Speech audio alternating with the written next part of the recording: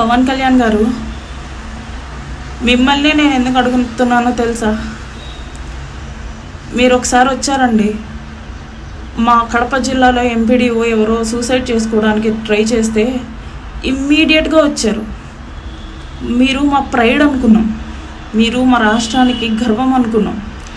పంచాయతీరాజ్ శాఖలో పనిచేసే వాళ్ళ మీద ఇంత చూపిస్తున్నారు. డిప్యూటీ సీఎం అంటే ఎక్కడో ఉండేవాళ్ళు, ఊర్లకు కూడా రారు అనుకున్నాం. కానీ అది తప్పు. నేను ఎప్పుడైనా సరే వస్తాను, ఏ టైంలో సరే వస్తాను అని చెప్పేసి మీరు నిరూపించారు. ఇప్పుడు నేను మిమ్మల్ని సహాయం అడుగుతున్నాను, న్యాయం ఉంటేనే న్యాయం చేయమని అడుగుతున్నాను.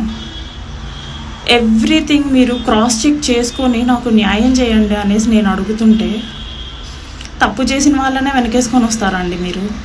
తప్పు చేసిన వాళ్ళనే పక్కన పెట్టుకొని తిరుగుతారా అండి మీరు? మళ్ళీ మీ పార్టీ జెండా ఇచ్చి తిరుగు అనేసి మీరు వాళ్ళని ఎంకరేజ్ చేస్తారా తప్పు చేసిన వాళ్ళని? ఇంకేంటండి మహిళలకి భద్రత? ఇంకెక్కడండి మహిళలకి భద్రత వస్తుంది? ఒక నెల రోజులుగా నా ఆఫీస్ లేదు, నా పక్కన ఎవ్వరూ లేరు, ఒక్కదాన్నే ఎలా తిరుగుతున్నానంటే అలా తిరుగుతున్నాను. ఇది నా పరిస్థితి అనేసి ప్రతి ఒక్కడికి, అది అధికార పక్షం చూసుకోవట్లేదు, ప్రతిపక్షం చూసుకోవట్లేదు, సాటి ఆడవాళ్ళు ప్రతి ఒక్కరు నా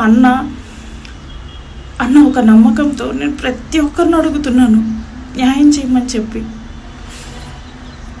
అమ్మ అన్నం పెట్టదు, అడుక్కు తినివ్వదు అన్నట్టు అధికార పక్షంలో ఉండి మీరు నాకేం చేయట్లేదు. పైగా ప్రతిపక్షం వాళ్ళతో మాట్లాడినందుకు ఇది రాజకీయ కుట్ర అంటున్నారు. మరి మీరు ఏదైనా చేసి చూపించండి.